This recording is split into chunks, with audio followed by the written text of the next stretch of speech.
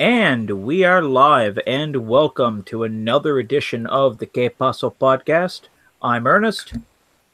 I'm Eduardo, and with us is a special guest from Spain. She is an up-and-coming star on Twitter, on the alternative sphere of opinions. Her name is Abriendo Paraguas. Hi, how are you? We're good. Thank you very much, and thank you for coming on to our lovely little podcast. Ozzy was not able to make it tonight. Well, he might be a little bit late, as we have to change our usual scheduled broadcast because Abriendo is in Spain, and it is probably around midnight there. Yeah, it is. It is very late, but it's okay. Well, we are glad to have you. So, what's this going on about Vox?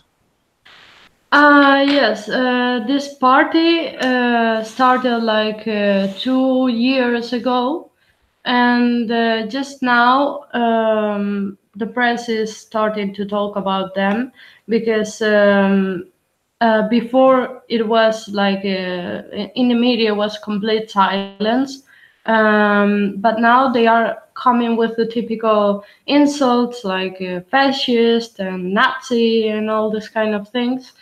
But people is realizing that we don't have a right movement that defends actual right-wing values and conservative values. So this party right now is growing, and the media is trying to take it down. I must say that the media is in Spain right now absolutely controlled by the left. But it's not controlled by the left like in a company. You have a boss and he's a leftist or whatever. It's controlled by the government, directly controlled by politicians. This is completely, this is madness. Okay, it's what is happening in my country is we're heading towards a dictatorship almost. There's well, I've heard some people saying that they are really discontent with the fact that the actual president Pedro Sanchez from PSOE party is came to power like some kind of coup. Yeah, what he actually did is he did I don't know. I don't remember the name, but it's once you censor government because all the people in the parliament vote to censor a government. If you understand me, you know what I mean. And they did this voting, and then he was proposed as a candidate, and he had the majority of the parliament in favor of him, and all these people who was in favor of him were separatists and all the left. But I must say that the separatist parties don't have right representation in the parliament because they are we have a law of where you can vote, and you vote from a rural area, and your vote will cost more than if you are in a city, for example. So the separatist parties are more popular in the rural areas of Catalonia than in the city, and the cities are more populated than the rural areas. So this is not fair because we want that one people, one vote. If you understand me, we don't have that right now. Yes, so that is our main problem, and that is why this person is in the government, and yeah, that's just what happened. I mean, the right now, which are the most represented parties in the Congress in Spain? The socialist, the majority is from the conservatives, but not the real conservatives, like the fake right. And there are some other that are center right. Yeah. The center. Sometimes they are social democrats and that kind of things. And the socialist and the communist and the separatists that can be communist or right wing, whatever. But when they are right wing, they are not clearly. If you understand what they want is just independence and hate the country and everything, but they don't have like a they have ties to different parties. Some are really communist and some are not. But um, that's just what we have on the parliament right now. Okay. It's so, for example, this party called Ciudadanos, how do you would you categorize it as a right wing or center or left wing, or what would you say? Center, but they are not. Yeah, center. It's just that it's people in the left says that they are Nazi. Mm. How they are really center. I mean, they sometimes they stick they go to the left, and sometimes they are more on the right in some issues. And so basically, to me, they are center, Yeah. pure center. Okay. But to me, they are not okay. Because sometimes they tend to be more socialist than what I would like them to be. But that's not my party. But I'm Yeah. okay with that. Yes. So you have this center party, which is Ciudadanos. Hmm. The Pepe party, the Popular Party. Would you Hmm. say it's well? This would be the one that is the conservative center right, right? Am I right? Yeah, yeah. I think that they actually are mean to be the conservative, but what they are doing is completely the opposite. So that's why people is upset with them. For example, where I live is in a place in a region where you have this regional language among with Spanish, and when the Popular Party should be more about freedom of the language, where you can choose to speak how to if you want to speak in your classroom, if you want to study in Spanish or in your regional language, you will have to choose it. But this party is not helping us and is promoting that. And people, for example, if you came to my region, you will have to study with Spanish a regional language. And if you come to, for example, Catalonia, you will have to study again Catalan. So that's what we are against. At least me and this party that is conservative should be more about the nation. Is not defending the right to choose your language that you want to study. And that's the main problem we have with them. Lot of things like this in the Basque country too. Um, they do this kind of things, and people is not happy with that. Okay, so Okay. they have the kind of a they don't really focus on the United Spanish language. Then it's more like it's either like they speak in the Basque language or in Catalonian or Galician, things like that. Kind of, you mean? Yeah, they are helping the. In fact, they are helping the separatists. So that's why people is upset with them. And is I'm sorry, Eduardo, go ahead. Yeah. I was so now with Vox, do you think they are gonna present to the next general election? To European election, you mean? Yeah. Oh, European. The next one is the European. Okay. for the European Union. I think they are going to present, Mhm. and I think it will be great to see them there. We need them in the European Union because actually in the European Union we are not being heard. We don't have any kind of importance. Like they they only care about other Germany or France. France not too much, I will say, but they are mistreating France too much. But it's all about Germany. It's like we don't have any kind of value in the European Union. They want to change that. It is true that they were more about leaving the European Union, but right now they are kind of like being more soft with that and just saying, no, we want to try it, but we want to be more with Poland or Hungary, not too much inside the the people that don't the countries that don't have any voice and any like for example Greece and these kind of countries that are mistreated by the European Union. So Yeah, that.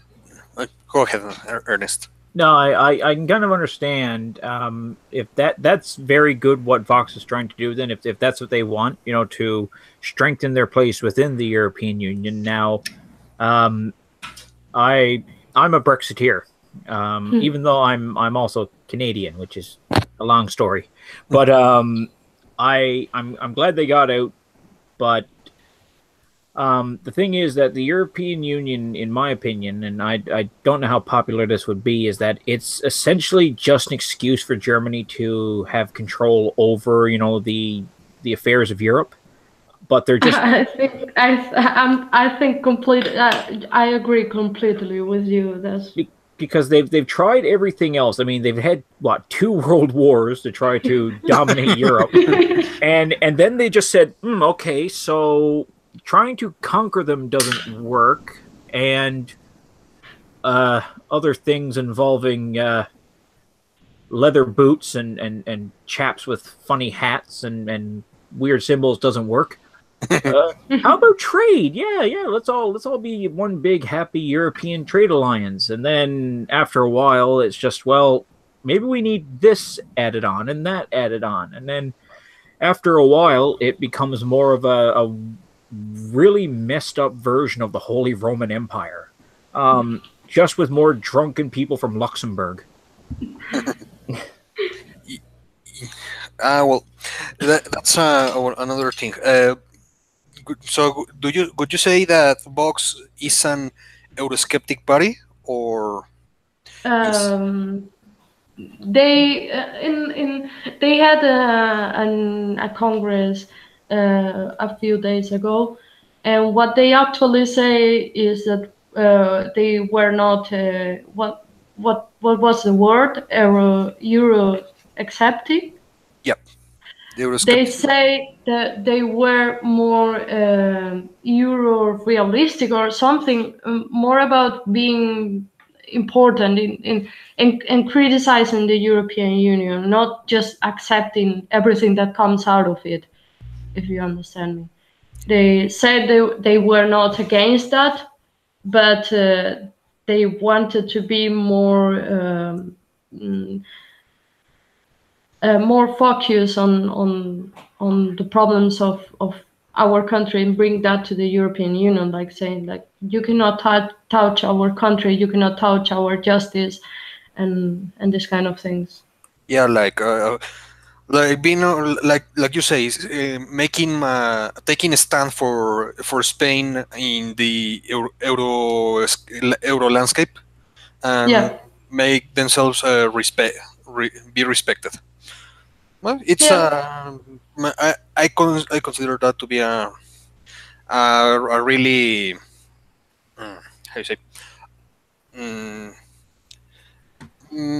I forgot I forgot the word. Sorry. It's no problem. That happened to I me. I I'm just curious though, if you don't mind me asking, how do you feel about the autonomous, setup of the regions of Spain? Should they kind of reduce the authority of these autonomous regions, like take away some of their power, in the face of this, rising separatist movement in these different regions? Because I know the Basque are always a rather independent-minded people. And of course, the Catalonians have always been a bit difficult. But do you think like reducing like the power of these autonomous regions and like the authority of their governments would be a good step, or would it cause trouble? I think it will be a good step. I think that's just we have so many. We have like this. This takes a lot of money from us. It's not just that the separatist parties are taking an advantage of it, but it's also because they take a lot of money from us, and the state is so big that we cannot endure this anymore. It's like we have a lot of parliaments that are completely useful. We have a lot of everything is in every region. Everything is double. You have the central one and the autonomy, and it's a waste of money. It's a waste of everything, and it also creates conflict. So. And okay, so I kind of understand now. I guess the setup is different than say like the states of the U.S. or the provinces of Canada.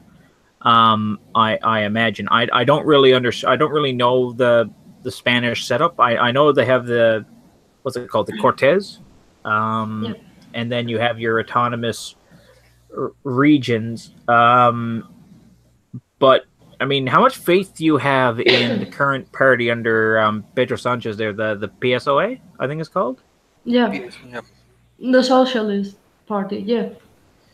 Do you have much faith that they're going to take a strong stance? Because I remember when Rajoy was in charge, he cracked down on Catalonia, and he just said, "Yeah, this isn't going to happen." And I forget the name. I can't pronounce the name of the former president of the Generalitat of Carles Puigdemont. yeah, Puigdemont.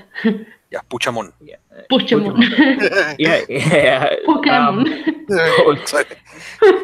I think, is he still in Belgium? I think. No, he's now in Germany, and we are trying to take him back to Spain to go to prison.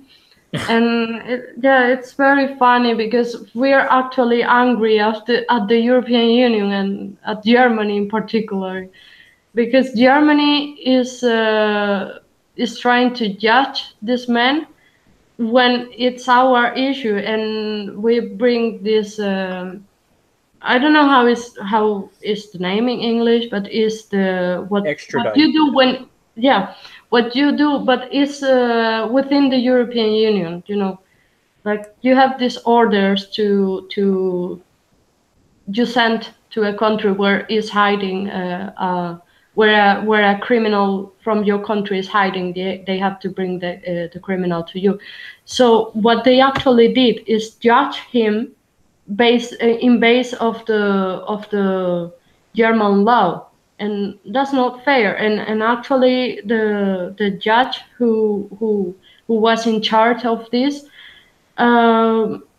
he was he was like I don't know how to say it, but he just failed. He just failed to take him to Spain, to just give the order to take him to Spain. So we have a problem with this because if we want to be, if we are in the European Union, everyone should respect the authority of each country. And if you have a criminal, for example, if Germany has a criminal that is in Spain, we will not just judge this criminal. We will send it to Germany, catch him and send it to Germany. So that's what they should do, but they are not actually doing it. So that's why partly why we are angry at the European Union, because they are not doing any kind of things they should. Yeah, I was reading about precisely about this, that the judge from Germany overstepped there. I mean, there's this. I was telling this to you the other day, Ernest, about the reciprocity there that has to exist for an extradition to take place. Mm-hmm. So the German judge just had the only thing that should have done was saying, okay, you're accusing him of this, but here in Germany we have this same crime, and what he did in Spain, it will be considered the same a crime here too.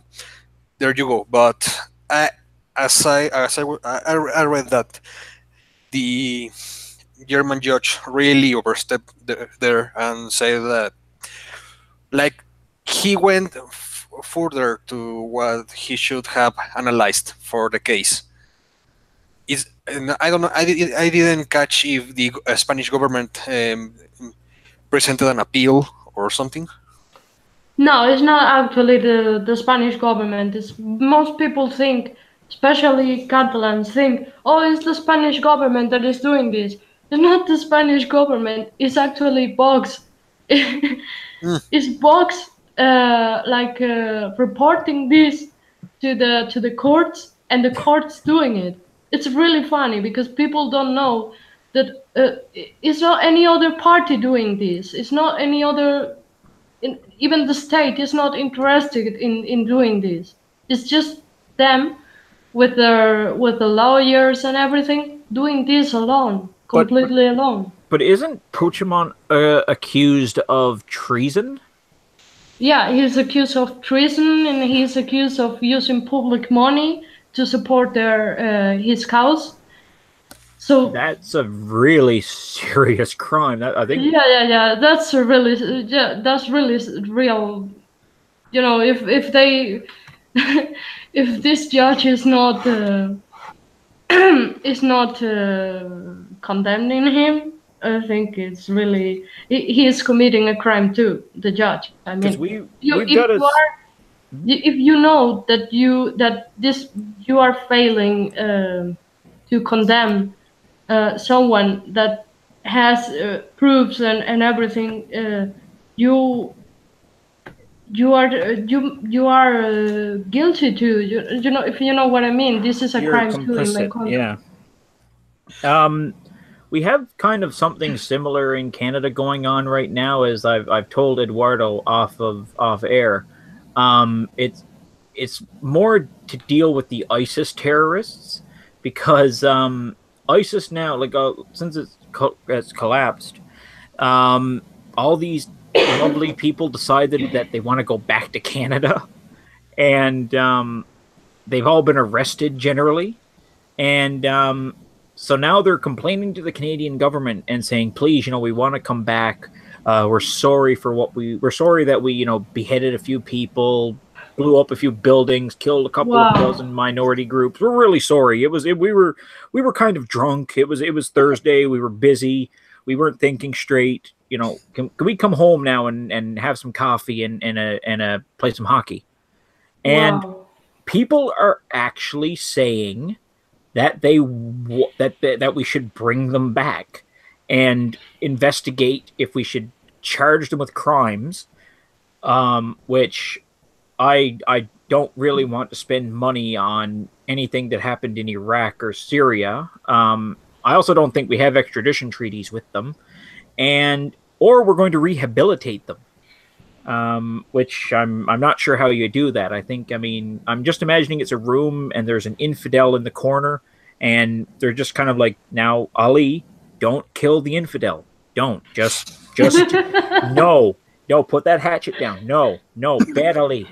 No, put it down. And I don't know how you rehabilitate a psychopath.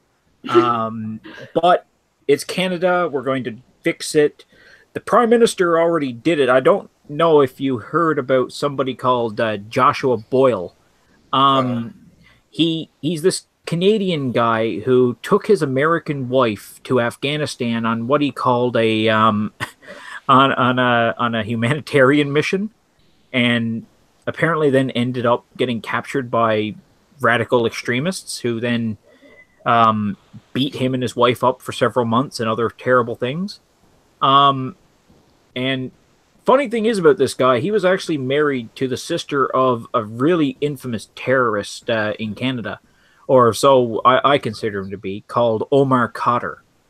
Yeah, the guy that got, I don't know how much money from the government. 10 million Canadian dollars for throwing a hand grenade at an American medic. So they did that to him and chucked that. They sent him in Guantanamo Bay and, I don't know, turned on salsa music too much and drove him crazy. But long story short, this guy was married to his sister. Then they divorced, and now she's with some other fine, upstanding, bearded gentleman. But anyway, he comes back to Canada. The first thing he does is he meets with the prime minister, goes home, and then sexually assaults and kidnaps somebody. Huh. Yeah, he's going to trial for that one. So I'm not really looking forward to this constantly happening. So that's just that. But the situation in Spain, back to the topic, I'm sorry to go off there, but the situation in Spain is getting worse. I really think we're looking at a mid-30s situation again, except this time there is no Francisco Franco to kind of step in and fix it. Oh, well, that's another, I can't another say hard fix. topic, right? Well, I mean, because I don't think he actually fixed it. Well, I know he couldn't wear it. I know he wasn't good in a cape like Pinochet, and I have to say that because Ozzy's not here, so I have to shill for his favorite Chilean. But I mean, the Republic was really messed up from what I've read, and I don't know if you've ever read Homage to Catalonia by George Orwell. I haven't. I did. It's a really good book, and reading it does not give me any confidence in that revolutionary government. So, I don't know. It's just complicated. Plus, I'm not a Spaniard. I just play one on TV. So,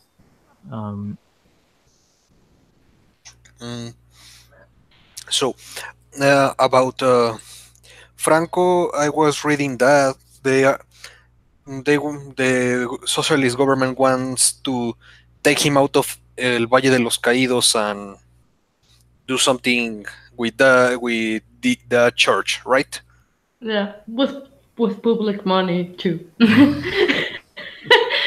Because we don't want that, It's like, it's crazy. Like, it's like, I'm against communism, but it will be as crazy as if Putin pretended that people that to take Lenin out of his tomb and make people pay for it. Like, people will be like, what? Why are you trying to do this? It's history. History is there. It's not like these people is going to come and kill everyone again. Of course, yeah. And it's true. And Napoleon invaded my country, right? He is in Paris. He is in a big building that is beautiful, but he is there, and no one is complaining. No one is saying he invaded a lot of nations and blah blah blah. No, it's part of history. It's, you have to let it go. It's there. Whatever.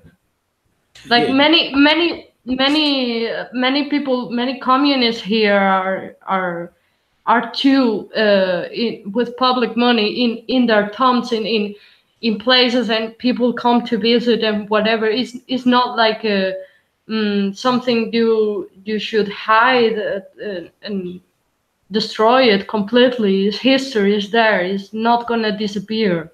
It's the same with the kings of Spain too, I guess. I mean, they're kind of being held with well, it was their money, so public money. But I mean, it's not like anyone is saying like, let's take Carlos the Bewitched and punish him for losing the empire, or it's not like they're gonna drag him out. Yeah, but it's the same. I mean, really crazy, and it turned to be even more crazy because they wanted to move him to a place, and now they are going to move him to the center of Madrid, to a cathedral, or I don't know what to a church. I don't know. It is in the center of Madrid, and it's crazy because if they wanted to forget more about him, they are not going to do that. Yeah, and you will have a lot of antifas trying to vandalize the interior of La Almudena.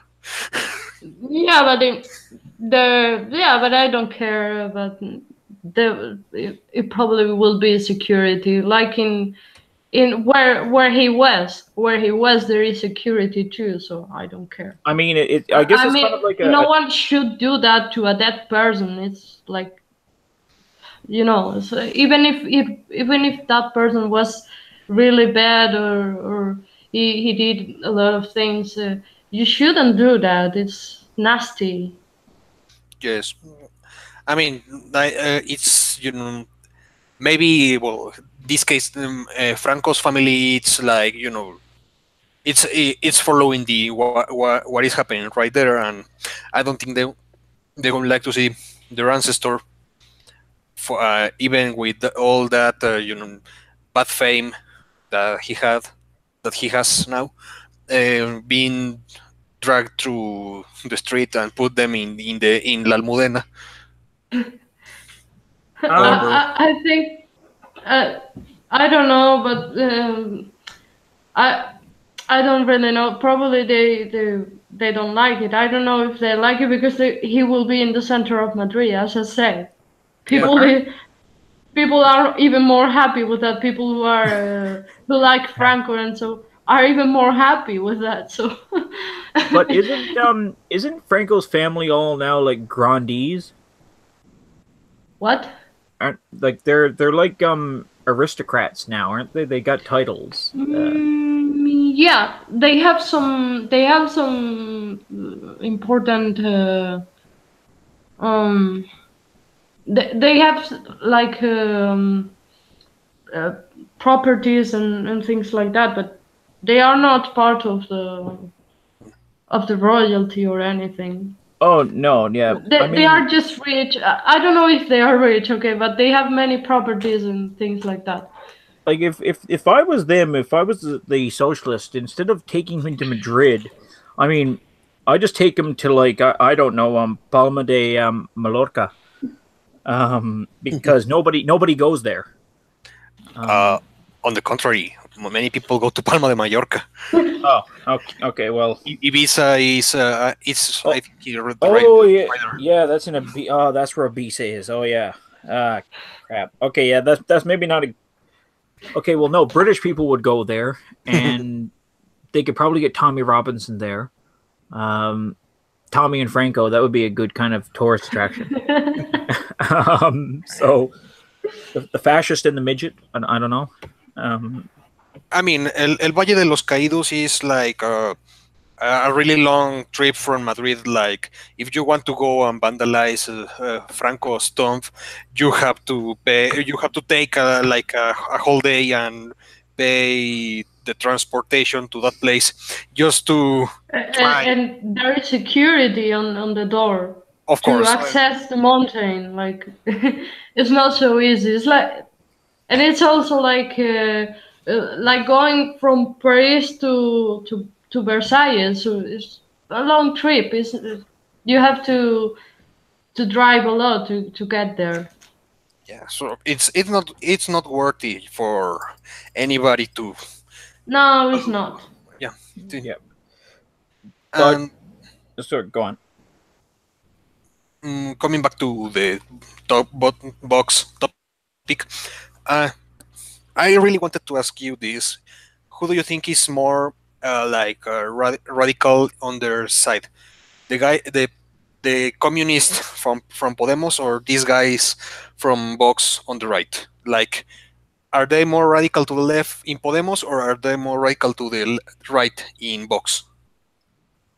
Mm, in Podemos, of course, but I was thinking that if Vox was really far right, as they said, they would be waving Francoist flags and all these kind of things. They are not doing it. We have parties that are more in the right, more like I like the ideology of Franco, and they do that. They wave Francoist flags, they wave the Falangist flags, and they have a more radical speech. And Vox is not that. They are not liberals in the American way, if you know what I mean. They just want to mm, uh, read the economy, if you know what I mean. I'm not talking about the left in the United States, because when I say liberals, people tend to think about the liberals in the United States, and I'm talking about here they are the right wing, if you know what I mean. Yeah. Like economically liberal, but Yeah, socially conservative. but yeah, that's it. Oh, okay. Yeah. Well, it sounds like the kind of party I will vote for. Yeah, and same here. Well, I'm a really fiscal conservative, but yeah. Yes. So, well, shall we move on and pick another topic? Yeah, I think so, because there has been an interesting change in my favorite place in the world, Peru. Um, Keiko Fujimori, opposition leader and daughter of former Caudillo Alberto Fujimori, is in prison. Finally. Um, but Well, it's only for about 10 days, apparently. Hmm. Because I'm going to get the English speaking article up because it's just interesting. But apparently, Odebrecht has something to do with this. Again. Um, well, it says that the origin prosecutors are currently investigating the origin of several large undeclared financial donations to Fujimori's campaign and links to the Brazilian construction firm Odebrecht, which has been at the center of Latin America's biggest corruption scandal. Oh, yeah. And I mean, just to make this even better, her father was sent to prison less than a week ago. So he's in prison. She's in prison. Her brother is going to prison. Um, their other sister, Sachi, stayed out of politics, so she was the smart Fujimori. And so the whole family has essentially collapsed. If Keiko is convicted of graft and money laundering, the party that she's in charge of, Fuerza Popular, is going to crumble into dust because it's essentially the whole thing is founded on the premise that Alberto needs to get out of prison, and he's definitely not getting out of prison ever again.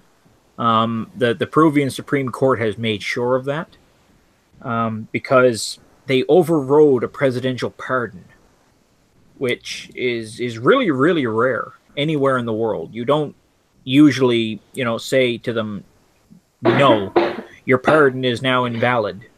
But he is.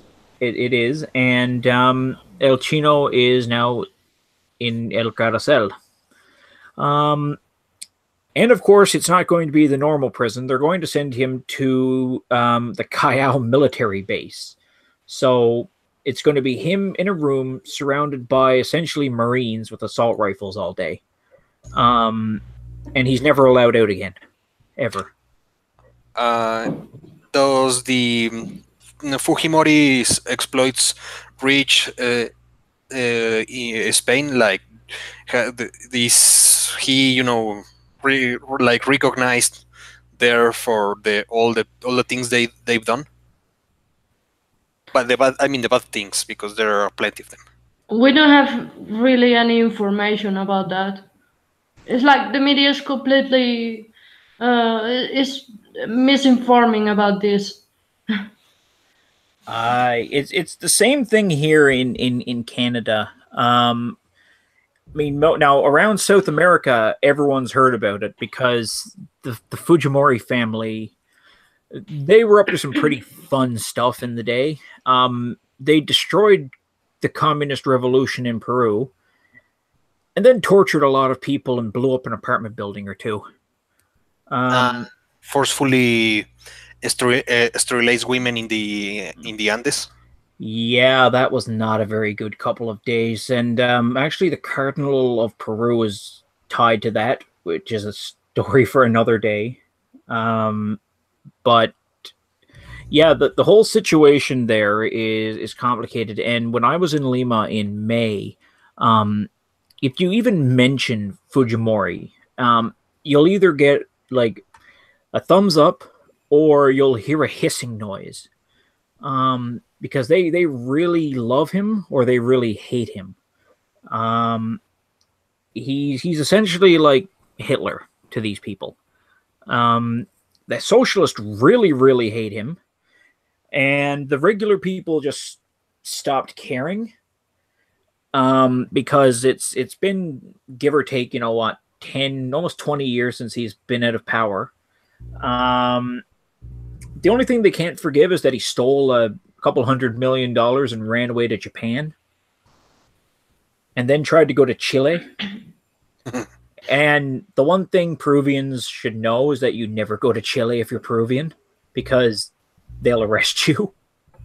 So yeah, but now his daughter rode the wave of discontent about her father going to prison and tried to get him out.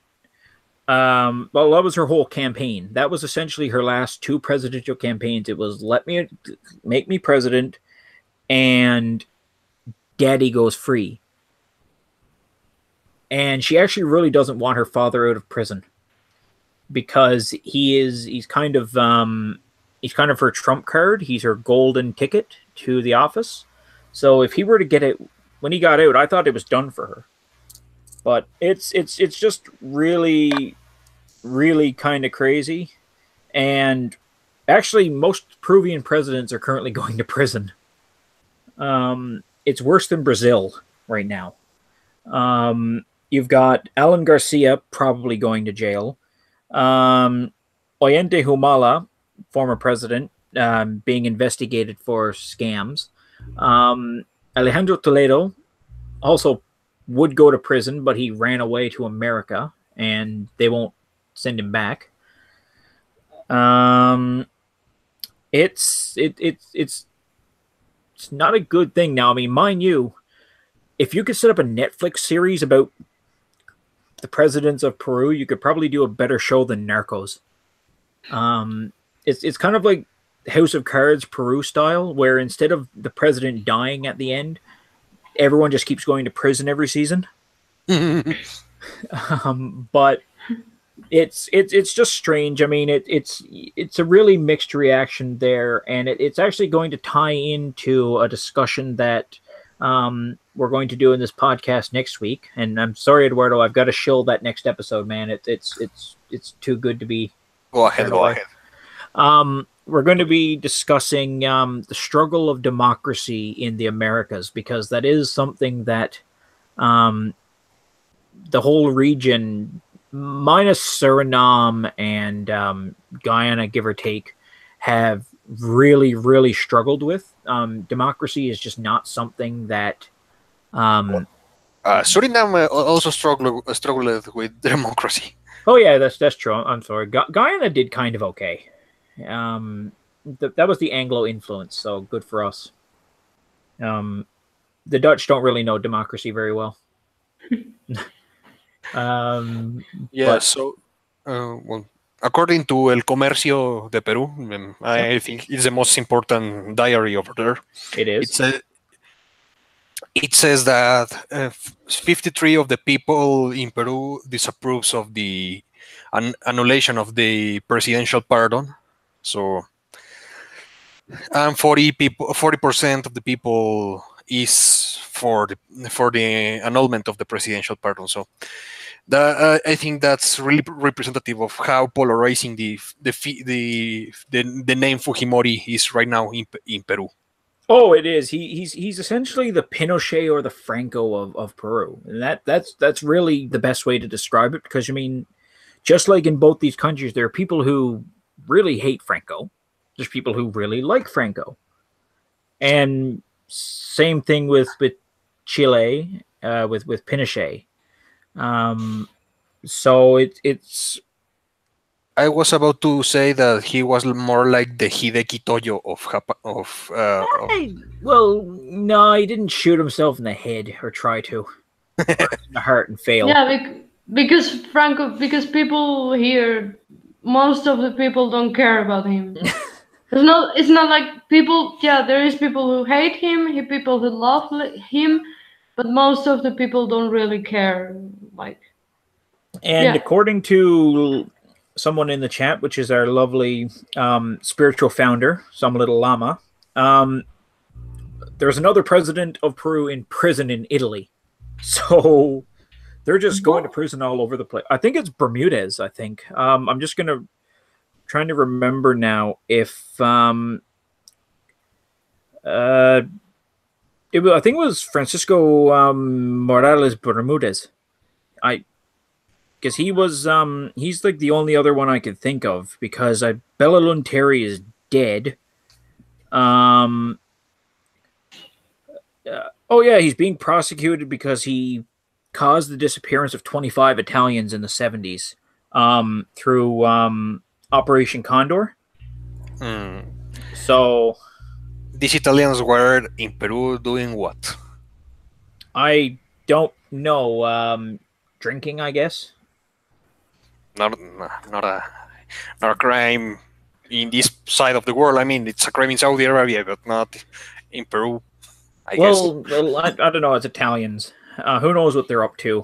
I've learned never to trust an Italian. It's the moped and the shirt and the wife beater kind of shirt they wear. The tank tops. You know, that's my stereotypical image of an Italian. Just someone with like the hair slicked back, and just shouting boppity boopity. But no, then again, fun fact: I'm actually from a place that was founded by Spaniards, so yay me. So I can't say I can't really be mean to Europe. Yeah, and well, this week we have in Latin America and Spain one of an important date for us. Even so, a lot of people hate it. The Columbus Day, Ooh, the discovery of America. a lot of people protest that day. They did, and they even did it here because we don't celebrate Columbus Day. Like I'm from a place called Newfoundland. It's a lovely, lovely. You know what is funny?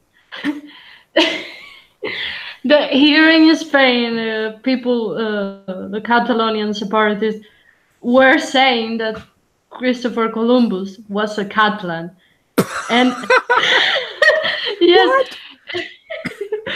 and right now, when it was when it was the Columbus Day, they were saying, "Oh, Spain, what you did to the Americans and everything," and we're not just. You were saying that Columbus was Catalan. What's wrong with you? And now you regret because genocide and all these things. They're going to put a sign in Barcelona. Welcome to Barcelona.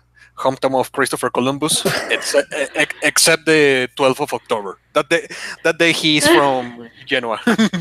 Like we have a similar issue here, but with another Italian called Giovanni Cabato, who was John Cabot, and he discovered my island.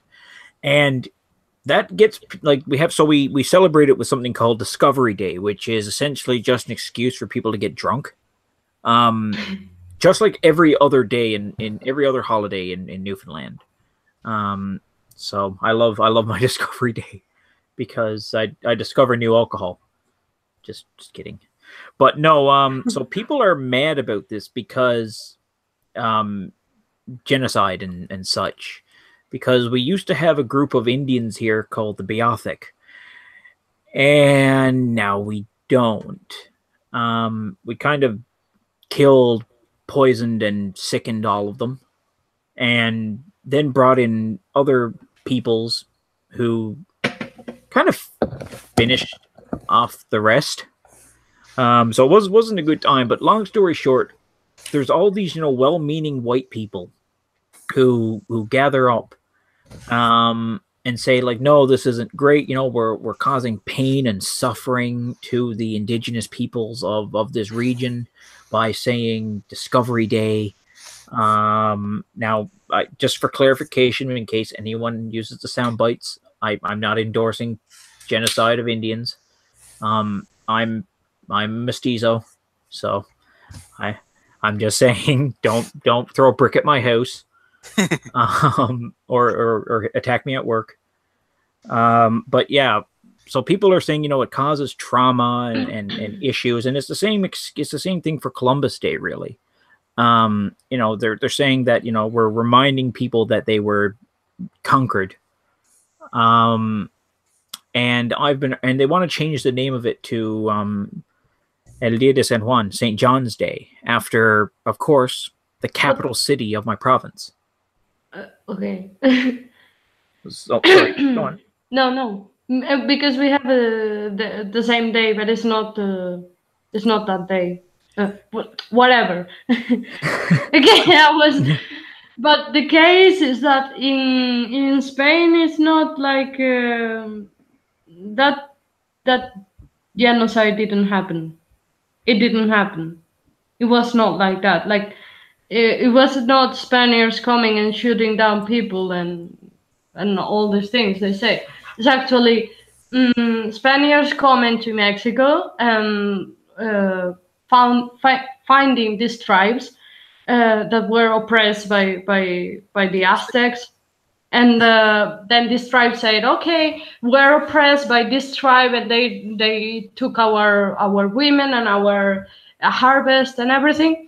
So what can we do? We're going to join the Spaniards and fight them. So that's what they actually did. And when we had when we established our cities and everything, then the Queen Isabella of Spain decided we are going to make these laws to the New World so people do not mistreat Indians, do not practice slavery and this kind of things. So they made the laws of Burgos and the laws of Indians. And they basically, you can check them on Wikipedia and everything. Yeah. It's about Indians must practice their typical dances and everything they did, but they should be converting into Catholicism. That was the only thing they should do, convert into Catholicism and work. It doesn't matter the work they did, if they work in whatever. They had to work and they had to be Catholic. It doesn't matter. So that's basically what we did. And I'm kind of a bit angry at some people from Britain and some people from France, because some people continue to say this. Oh, you killed all the Indians. No, that was a lie. That was a lie that was promoted from France and from the United Kingdom, because they wanted to compete with Spain, because Spain was the top one power at that moment, and they wanted to tell a lot of lies about Spain at that moment. But in this moment, it doesn't make sense. We don't have to fight each other. It doesn't. It doesn't make any kind of sense, and you don't. Like, these empires don't exist right now. What's the point of bringing these fake arguments back to the discussion? It's Pointless. there are a couple of points that you touch. Well, that are really that I really agree with. Like, for example, Cortés, when he landed in Veracruz. I mean, he met the Mayans in the Yucatan Peninsula before. Uh, I mean, ethnically they were Mayans. Culturally, well, the Mayan culture was lost like way before the Europeans reached the Americas, I know. and they were living like they live in the cities and all, but they didn't. There were people that didn't know how to write or read, so basically Mayan language is being discovered now. Like they found some kind of Rosetta Stone with translations from Mayan to Nahuatl and another indigenous language. But yeah, when at first when Moctezuma received the news that some white bearded men landed in Veracruz, he didn't worry about it much. They said, "You said there were only 500, man. What are 500 weird guys against our 300,000 Aztec warriors ready for a fight?" I Now, mean, he kind of should have listened though, because according to the old like stories and that, there was all those precursors to the conquest. I mean, where they brought in the bird with the mirror in its head, yep. and he was just like, "Oh yeah, none of this stuff is bad. Everything's fine. There's just a weird bird and disappearing men and giants and stuff. Everything it's just a typical day in Tenochtitlan." But he really should have listened, because he kind of, I mean, it just makes sense. If you spend all your time capturing people like the Tlaxcala and sacrificing them, they're not really going to like you very much. So, and the Tlaxcala were rather experienced warriors, having, continuously had to fight off Aztec attacks.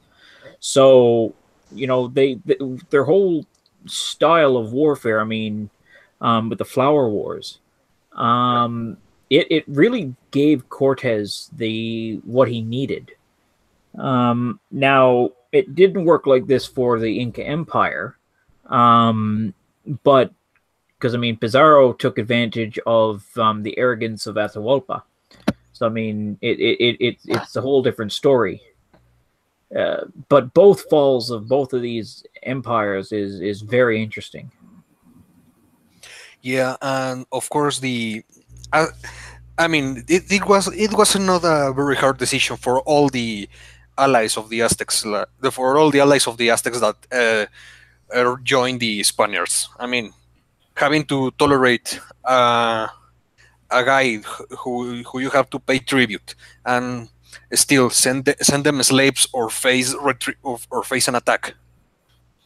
And you couldn't send the Aztecs wouldn't ask you for any slave.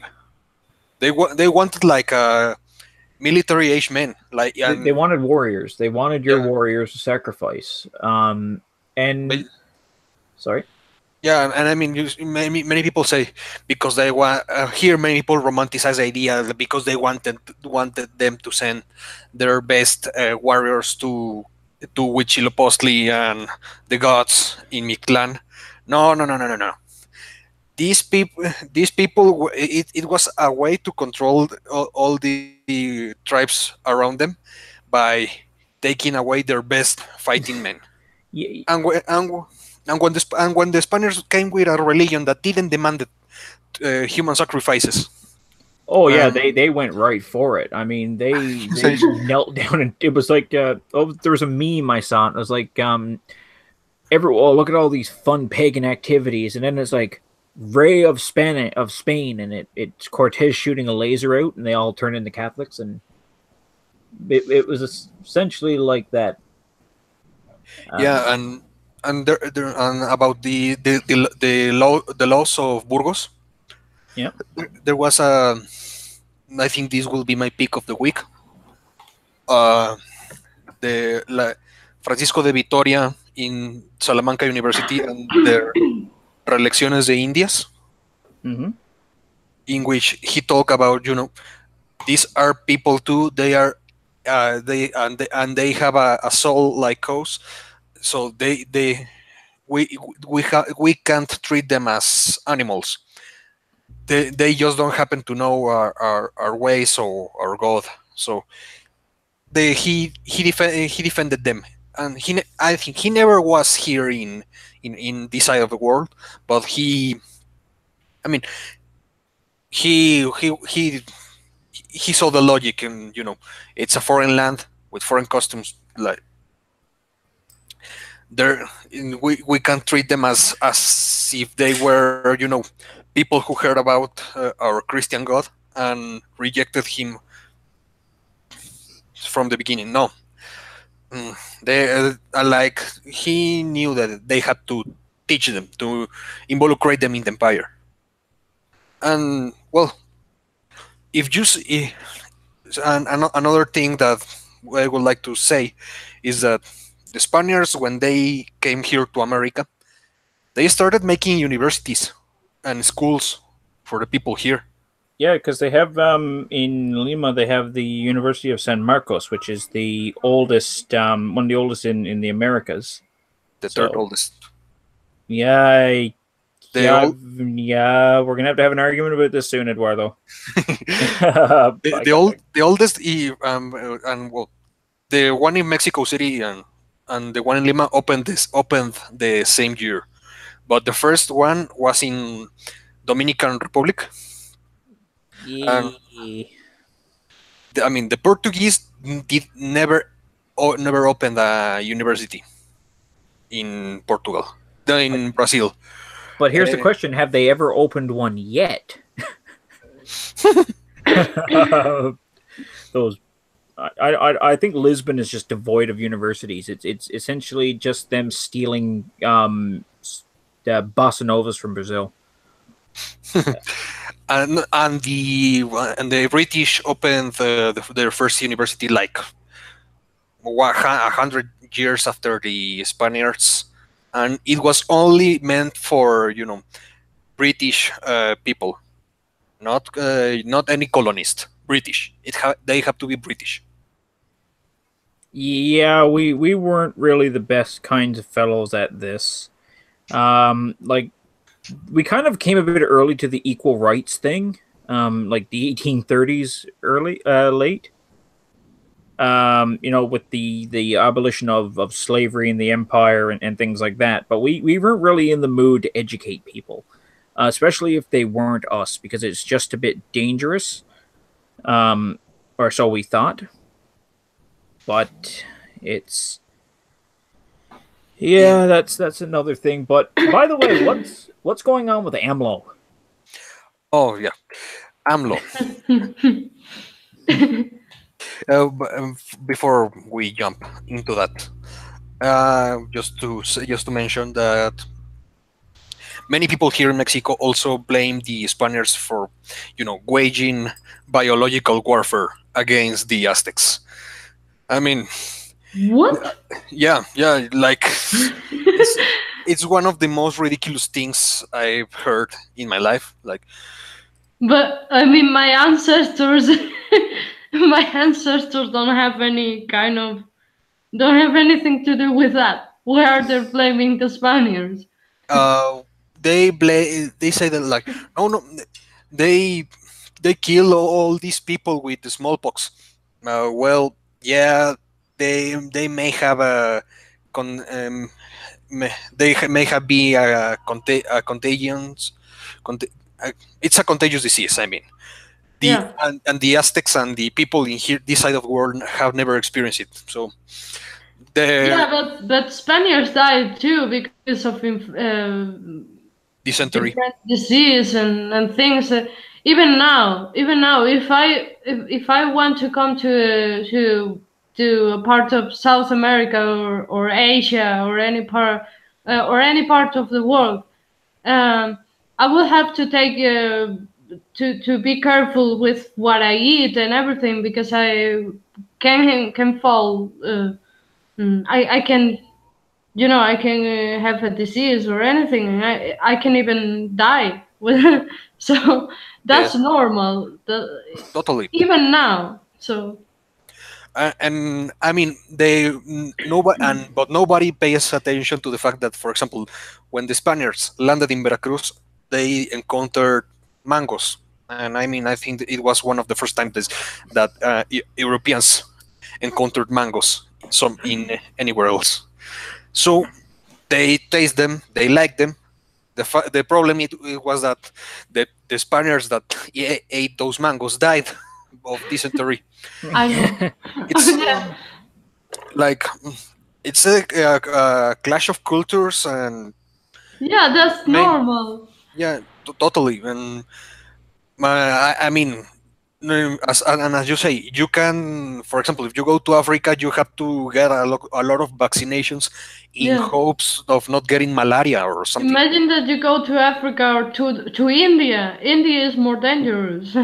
You Yeah, have to watch everything that you drink because even the ice that you put into your drink is dangerous. So yeah, Yeah, I had this problem when I went to South America.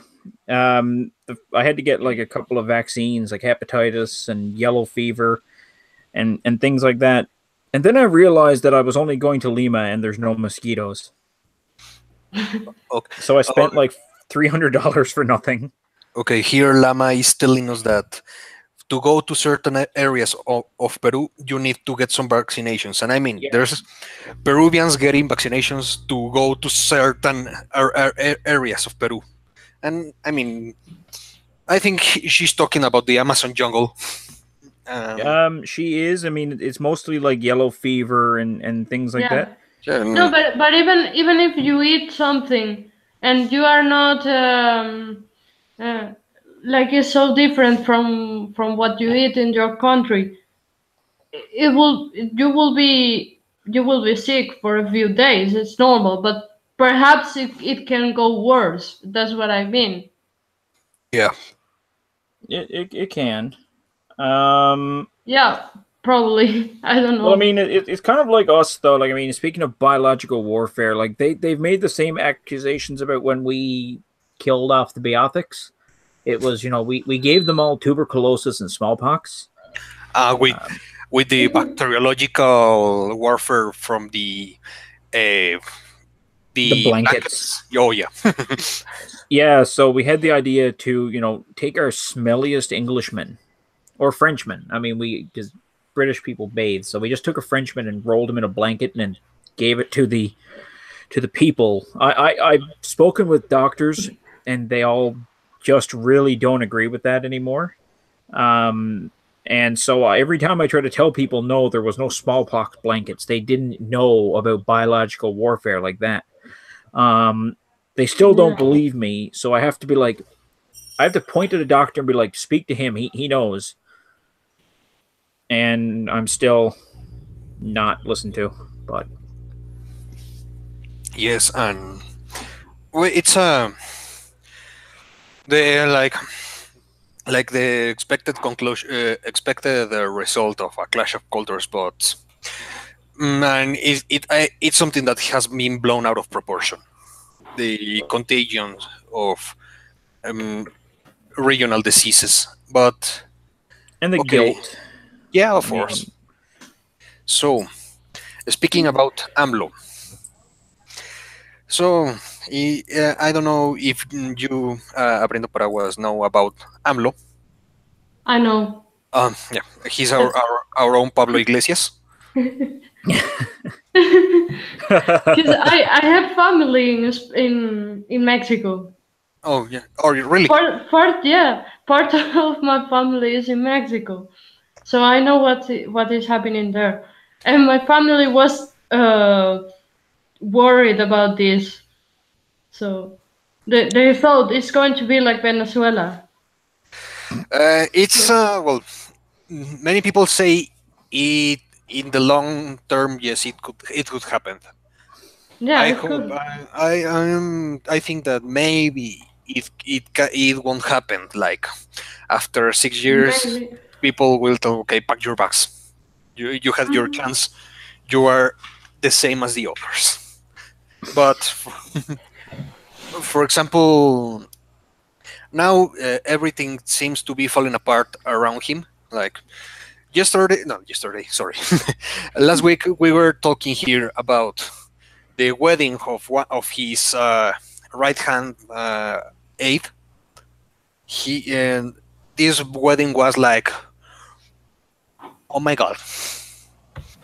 So the if they couldn't find anything more expensive for that wedding, that everything they did there. And I mean, this guy is coming about talking about, we're gonna be modest, we're gonna cut expenditure, we're not going to uh, we're not going to be so lavish in our lives and all. No, then the first thing they do, it's the most expensive wedding they can buy. It's the most hypocritical thing of so far in their way to the presidency. They tried to do something like this in Spain because the Podemos party, which is communist, they were saying we're going to ban the weddings in private lands. If you know what I mean, in private the Like, weddings, just like the weddings that are so majestic and yeah. where you spend a lot of money and do it on your property. That's what bothers them, and they did it. Actually, yeah, actually, one woman there actually did it, and when she was asked about this, it was I didn't say that, and it was all recorded, so it's always Yeah. like this. Yeah, and I remember this other case of Pablo Iglesias buying a house in one of the most exclusive areas of Madrid. Yeah, they do all this kind of things. They want to live like rich people, and when there is someone that is rich but has a different ideology, then he is a fascist. He is a rich capitalist, and Oh, yeah, we but get that they all are the time. not because they are communist, ideology and things. Uh, Well, I mean, it is. I mean, the thing about socialism is that, and communism, is that they want to be rich and they want to be successful, but they don't really want to spend years of their lives working for it. yeah, that's They it. they just want to take it, and I mean that's why you see so much leftism in politics. Part of it is ideology. The other half is that they're actually probably more greedy than most capitalists because you know they want everything. They want all the power and influence and the wealth. I mean, you look at, say, for example, uh, yeah, well, I can't really think of anyone right off the top of my head, but okay, Bernie Sanders. Bernie Sanders, man of the people, salt of the earth, one of the working class, didn't have a full time job until he became mayor of Burlington, Vermont. Before, and that was when he was like 37. He was So living the dream. he was living in his mother's house, like eating Cheetos in his underwear probably, and then he's just like, I'm gonna be mayor of Burlington, and then now that he's a congressman, I mean, the only socialist I've seen that hasn't like gone crazy is Mexica in Uruguay. Um, he's the only one who is just like, well, I don't really want to live in the big house, and I'll just drive my Volkswagen to work. So you guys have a nice day. He's the only. If I don't know if you guys know about Mexica. Mujica? Ah, yeah. Yeah. From Uruguay. Yeah, he's the only like weirdly agreeable communist socialist that I can actually approve of. He's a murderer. Oh yeah, he's a murderer, but he's not a complete hypocrite. You know, I mean, at least he's honest about it. Yeah, that's true. I mean, that's true. I mean, but look at it this way: Nelson Mandela kind of is. Well, actually, no. He Nelson Mandela is a terrorist, not exactly a murderer, but he is a terrorist. You can't say that nowadays because he's been elevated to that holy position. You know, if you say Nelson Mandela was bad, people will be very, very angry. Oh yeah, but I have seen what he did. Well, he practiced this way of murdering their own people, his own people, calling necklacing. Yeah, that was he was really he was creative. That was horrible. It was wow.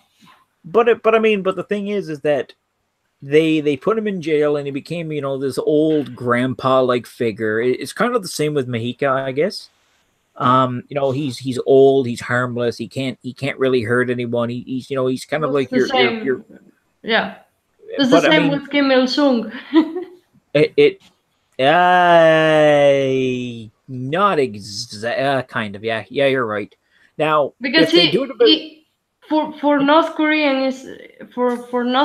is currently the president. Like he's the honor president. I don't know how they call him, but he's the president. He's dead, but he's the president still. And so is Kim Jong-il too. He's like the eternal like worker or something like that. Yeah, everything is like eternal. And Venezuela's doing the same thing though. I mean, they've got Chavez as the eternal comandante. Somehow he's in space watching over Venezuela and really doing a bad job at it. Yeah.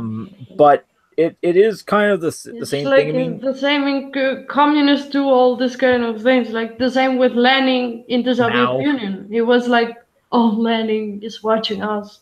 And Mao the same. Well, yeah. But the funny thing all is, around the world is the same. Everyone, but I mean, you notice that it's never. They never have that same amount of affection for anyone who's a right wing. You know, nobody wakes up tomorrow and says, "Oh, Pinochet, you know, you were that grandfatherly figure that we needed." I mean, I would have loved to sit on your caped lap and hear stories about helicopters. You know, you don't get the same. You don't get that same attitude towards them.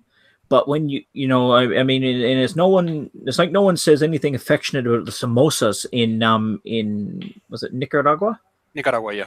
Yeah, I mean, nobody says anything affectionate about them. I mean, even Fidel Castro is like well regarded. I mean, Justin Trudeau said he was a monumental revolutionary. He's his dad, maybe. Oh God, there's so much in with that. By the way, Lama in the chat is saying about Podemos that they're saying like Nostros,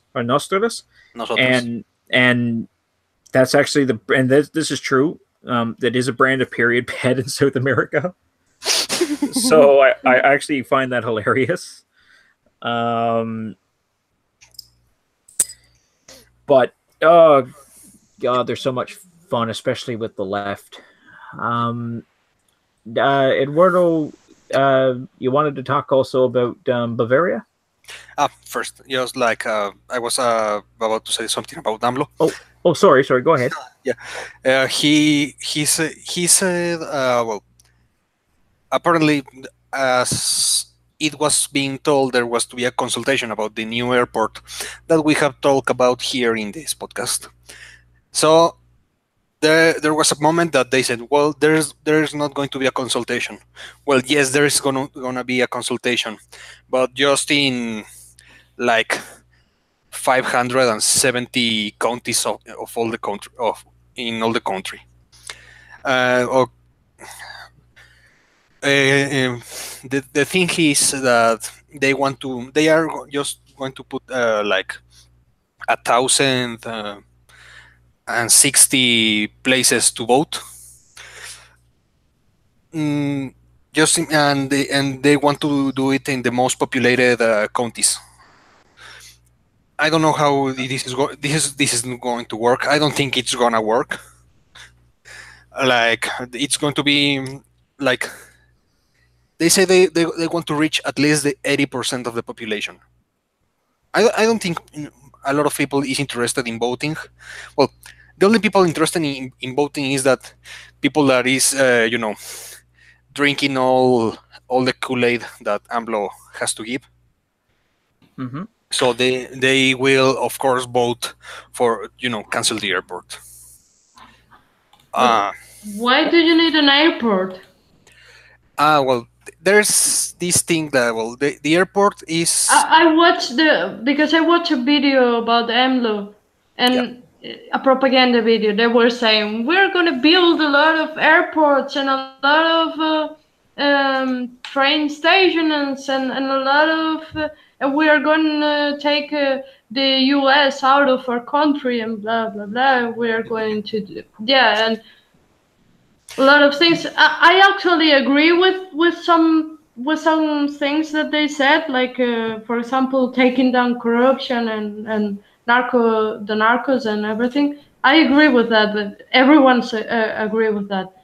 But I think a lot of things they said are actually lies, basically. And Oh, it's all I don't know bullshit. how they don't explain how they are going to do it. They just say we are going to do this and we are going to do that. They don't explain people how they are going to reach to that. Yeah, That's the problem. But they do that everywhere, really. they're promising miracles. Not that much. Like yeah, but not in that way. If you watch the video, it is like all the time we are going to do this, we are going to do this, and a lot of things that cost really a lot of money. And you just see this and you ask yourself, how are you going to do this? Like, where are you going to take this money from people? And it's just It's crazy. it's really what AMLO has been promising is really far fetched, and I don't think he's going to accomplish anything that he said. I mean, I would love for him to. I would love to see that he put an end to corruption, but he won't do it because he's corrupt himself. Yeah, And that's the problem. the problem with the narcos is I don't agree with that with him because he is asking the victims of organized crime to forgive their these people. And What? yeah, he wants that to like to issue a major pardon like in Colombia. And Wow, I didn't know about. Wow. it's a it's I mean, he was like he said, well, I'm going to open some public forums in the most the regions of the country where the drug lords have been the drug violence has been more intense, like Oh, wow. in Ciudad Juarez. The first was in Ciudad Juarez, and many people confronted him like, do you know what are you asking for of us? Forgiving the people that killed our sons, our daughters, our fathers, our mothers. Yeah. He was asking a lot. I mean, there's this group called the Autodefensas in Michoacan, where the second of these forums took place, and this guy, well, one of the leaders of the autodefensas, actually, these people from the autodefensas storm out of the place because it was outrageous what he was asking for them, and he actually he actually told to the media present, like, these people is asking us something we can do. These people, the drug lords didn't steal a bike from us. They kill our sons. We can't forgive that.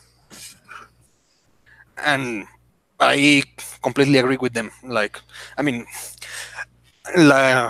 for you just can't forgive the people that has done so much damage to the society, and sometimes directly to their families. No, you're right. And now they have cancelled all the remaining forums. They were going to go to Veracruz, which is another place that right now is infested with drug cartels. Wow. They cancel another in Sinaloa, the home region of El Chapo Guzman, and some other forums. It's a lost cause for them. I mean, they were saying no, we're returning the army to their headquarters. Now they are going to keep doing, the policial work in the streets, because it cannot be another way. It's Well, I mean, it's that situation is too much, really, for like the federal and local police to handle. Not to mention, the federal and local police are generally involved with the cartels. Yeah, it's like not so long ago, the whole police department of Acapulco was ceased from their activities. I mean, they were all sent to their houses, like, you're fired. I don't think. Well, that's what they say in that video that I watched. That actually AMLO was going to control the police directly, and a lot of things that seems to be impossible. Yeah. Like how the president of a country is going to be in direct contact with the police, like, it's every time. It's impossible. Yeah. His reasoning is like really simple like a simple-minded person. Like, okay, the president is in fact the supreme commander of the army here in Mexico, so I'm going to control them. So I'm going to tell them to stop doing the bad things they do. Like, yes, it's the same that people here do. It's the same the left here is doing. It's like, yeah, we are the president. I am the president. I can control everything. I can control the media. I can control. Yeah, that's basically what they do. I can create this thing to censor people. Yeah, it's everywhere. It's the same. I'm actually kind of surprised that the what was it, the president of council, I think it is, of Spain, essentially the prime minister, isn't it? Sanchez there, he's just like, yeah, I control he was on TV, I think he said it, that he essentially controls everything. Which or he wanted to get rid of free speech. I can't exactly. He actually controls TV, but he actually controls. He actually gives the control of TV to communists. Not just him, because he is a socialist and blah blah blah, and his party people are not so radical, but they are turning to be radical right now because they came together with the communists. So, but they give the media to the Communist Party, to Podemos. That's the problem, right? You have right now a communist media directly controlled by the government and by politicians, basically.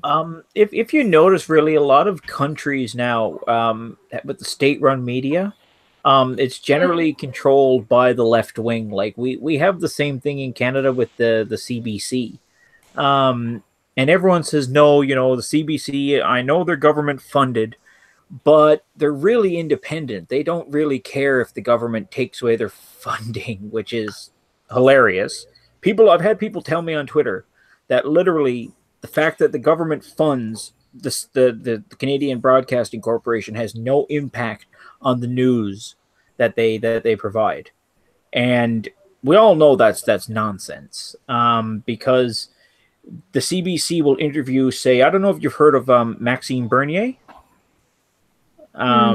He's essentially a conservative politician that kind of went out on his own and started his own party.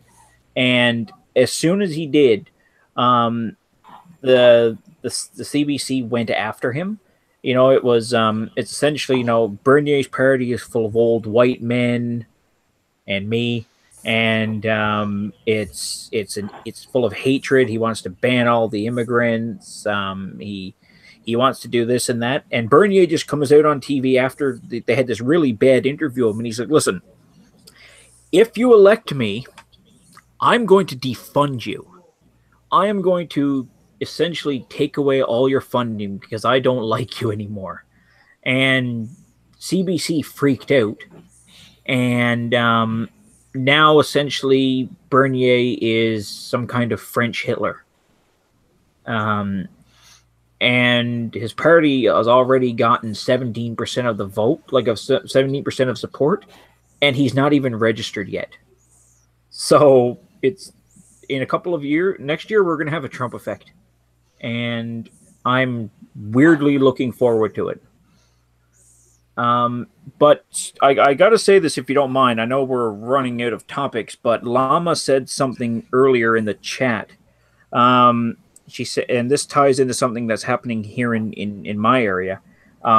She says, when a politician insists so much in a project is because he's making money from it. I was telling this to Eduardo off air. You know that there's a hydroelectric project being built in the northern part of my province. Weirdly enough, by Italians, which didn't go very well because the company is being sued into high hell. And they owe like $1 billion. But anyway, long story short, this project was supposed to cost $5 billion. It now costs like 13. It's 4 years over schedule. And the only one who is championing it is our former premier. And the funny thing is that after he quit being the leader of our government in my province, he then built his own town. He bought 20,000 acres worth of land and got a Costco. And he stole a Costco from the city, like from the capital city, and moved it out to this place called New Galway, which is now called Dannyland, which is the nickname. But I heard a rumor from a few people, and I have a friend who worked on the electric grid here in Newfoundland, and the reason is that he wanted this project built is because he already wanted to build this new development when he retired as first minister. And the current power system, which is mainly run by a diesel generator in a place called Holyrood, doesn't have the capacity. So he needed another option, and the only option was this hydroelectric dam. And it generates just enough electricity to power his new community, because it's supposed to be the population the speculation on how much people are going to be living there is going to be about 10 or 15,000 people. So, which, I mean, for people like you and who live in, rather large populated countries, it's not that much. But for us, I mean, it's a big push on our electric grid. Mm-hmm. But the funny thing is, when Lama said this, I really, really believe it. because he's still championing this project. And if anyone says anything bad about him, he sues them. One guy accused him of being a bully, and 5 minutes later, a lawyer showed up at his office with a cease and desist order. And it was essentially, you apologize, you take everything back, and you say that I was not a bully, or I'm going to ruin you. Ironically, after saying that people should be allowed to criticize the project, that's what he said. He's like, you can criticize the project, but don't you dare say anything about me. And so it's essentially, he's using this $14 billion hydro dam to build his own private town and a Costco. And my province is bankrupt. We're in debt. We run a deficit of $900 million a year, and we've only got 500,000 people, and half those people don't work. I'm not even joking. 255,000 people of this province do not work. They're on some sort of government subsidy or pension. So we're screwed.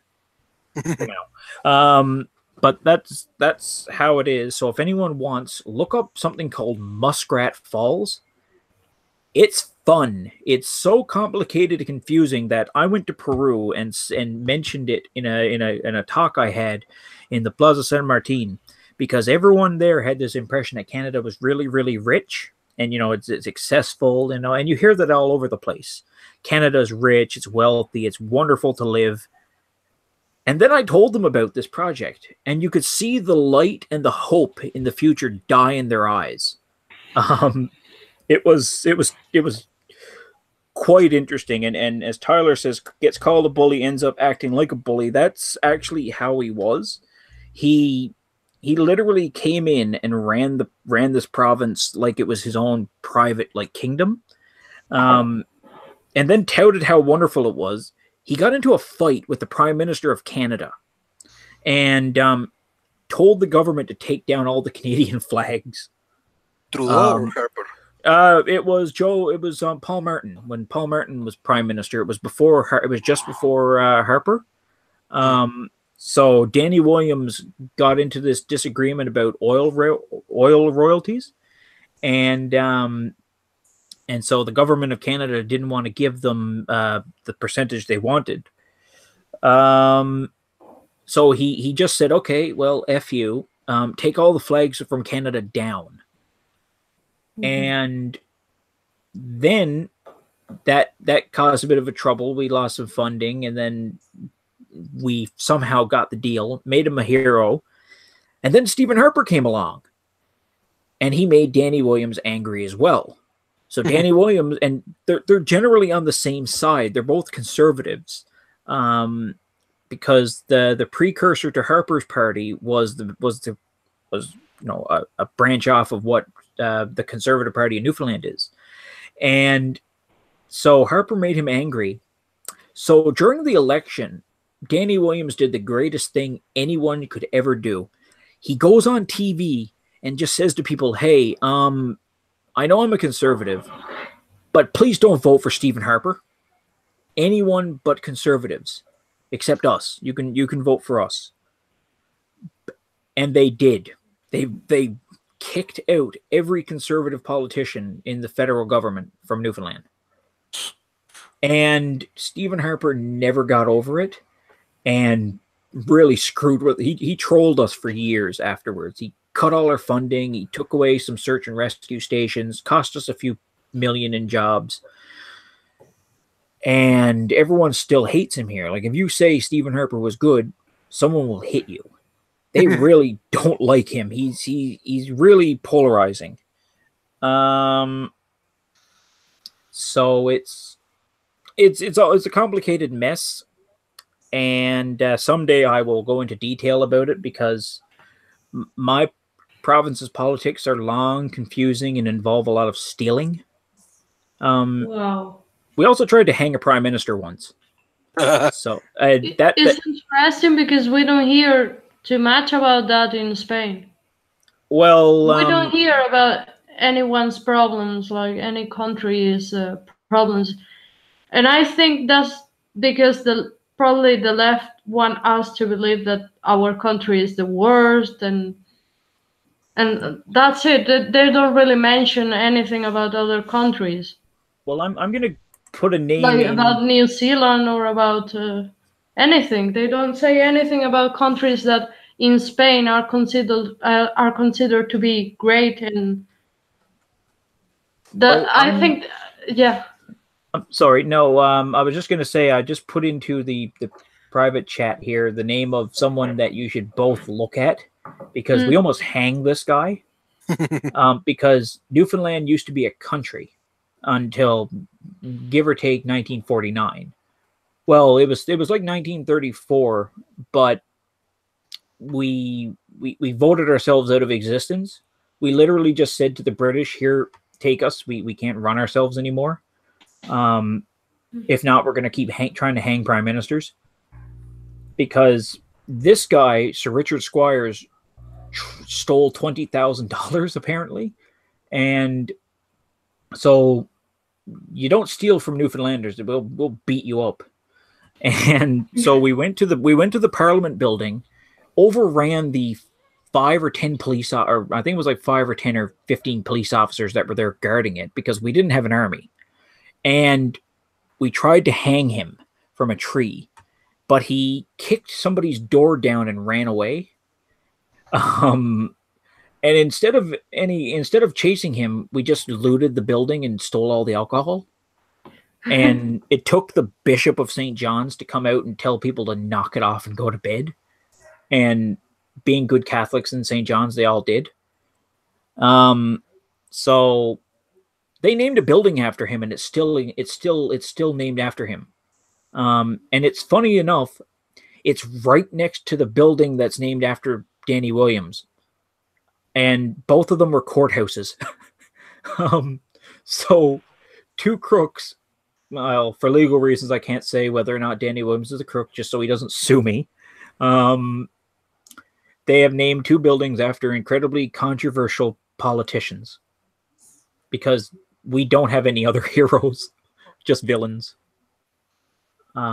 So that's my Newfoundland blurb for the night. And I kind of wish we would get the Rayo Hispanizador. El rayo hispanizador. So that was a good meme. But anyway, is there any more topics? Yes, the Zulus. Ooh, yeah. Well, you know, That was unexpected. yes. I mean, after all this, after all that happened in the with the Zulus, with the Afrikaners and their, how you say, and their lands that they were about to take them, and apparently they didn't took them at that moment. Now the Zulus are the king of the Zulus have came out in support for the Afrikaner community to against the land seizures from the South African government. And I do understand what's going on. Well, I think I understand why they do it. And well, taking into account what he said, that he was worried about the the alimentarian capabilities of South Africa. I mean, if the farms are seized taken from the farmers that happen to be white, people is going to starve there. Like how are they going to live? Yeah. Like it happened in Zimbabwe already, with Robert Mugabe seizing the lands of the white farmers that his government that in a large part his government sold it to them some years prior to it, but now they are mm, they alone could easily feed the whole African continent. Now they have to live of humanitarian welfare. And Yeah.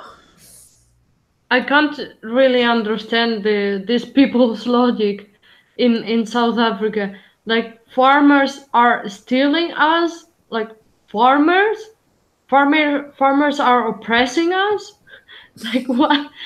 Farmers are not don't have any kind of position in power. Like they are just regular people who live from the land. How are they oppressing anyone? That's just But crazy. Like if it's you just have that a Sorry, go on. like if you have a piece of land, and many black people do have that piece of land in South Africa, but they don't regularly do farming. But it's mostly related to Afrikaners. So I don't really understand how farming is oppressing anyone. yeah, and the thing they say is that their farms are really the farms are like the land they stole. Well, funny fact: um, the Afrikaner presence in South Africa goes like they is prior to the arrival of the Zulus and the Xhosa and the English and the Swanas So they to didn't steal anything. yeah, They didn't steal anything. exactly. I mean, the majority of the government in South Africa, it's from the it's from the Bantu tribes, and the first and the Bantus The were INC. yeah, That's how it's yeah. yeah, these guys the Bantues, the this tribe from they were like nomadic tribe from Central Africa in the Congo. The first time Hmm. they encountered Europeans in Africa were the Portuguese in Angola, and some years later they reached South Africa and became a majority there because I mean they the first time the Afrikaners uh, actually fight uh, another African tribe was after the English have seized the Cape Colony from n- the from the Netherlands. Hmm. For for I mean, what I want to say is that for practical purposes, the the Afrikaners, the Boers, are another tribe of the region that have been living there for a lot of time. Um, it's just if it is just because they are white, it's yeah that's plain and simple racism. Yeah. Well, it's the government needs to blame somebody, because South Africa hasn't gotten any better since since apartheid ended. The crime has gone up. HIV has skyrocketed. The economic situation has stagnated. So the government, they need something to blame. They need the scapegoat, Yeah. and they're scared of Julius Malema. They're terrified of him because he will beat them. He will win the next election if he keeps this up because he's just like, listen, the white people are the problem. They're the ones who are causing all the problems. They're responsible. They're controlling us from the shadows. We need to stop them. We need to shoot the boar, as it were. And this is why the new president of South Africa, well, relatively new president of South Africa, is came up with this new idea, to do the land seizures, because he wants to capitalize on this discontent because South Africa is really xenophobic. They've had some riots where they have killed and well, I don't know if I think they've killed a couple, but they've attacked a lot of like immigrants, like people from Botswana and Zambia and Indians and Bangladeshis. They attack them. And so the government needs some way to keep this unrest down, and that's why they're seizing the land. But the thing is that, as we've seen in Zimbabwe, like Eduardo said, it doesn't work. People, they end up starving to death, and you have to buy your food from somebody else. And the thing is that the South African government really doesn't want to educate the people. And I find that with a lot of these kinds of countries, they don't want them to be educated, because if they're educated, they're not going to vote for them. Yeah. And it's true. We see it all over the world, really, because I mean, for a lot of these left-wing parties, ignorance is strength. They thrive on it. The less educated you are, the less questions you ask. The more the more power they'll have. You just parrot what we tell you to do, and right now it's that the evil white Afrikaners, the farmers, are exploiting you by giving you food. Yeah, and did you hear what this guy Julius Malema said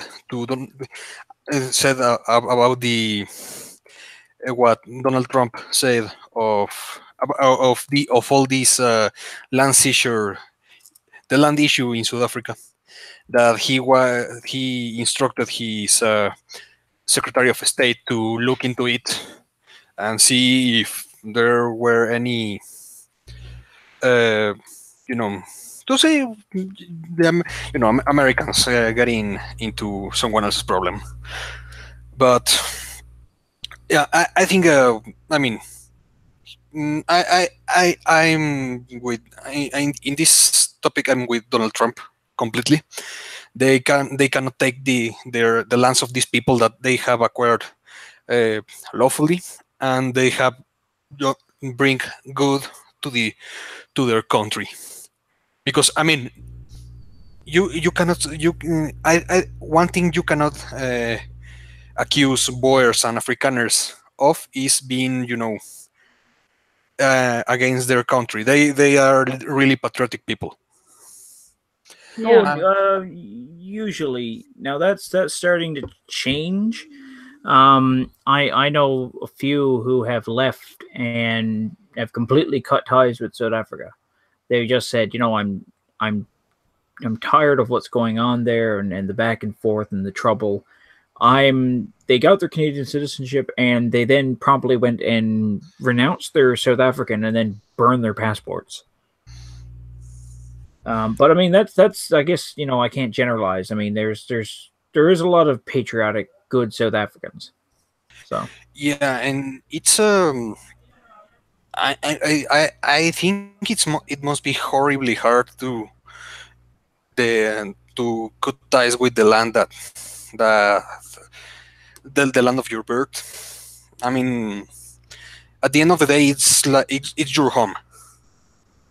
Yeah, they are Africans too. Exactly. Ooh, controversy alert. I wish I had a little alarm for that, but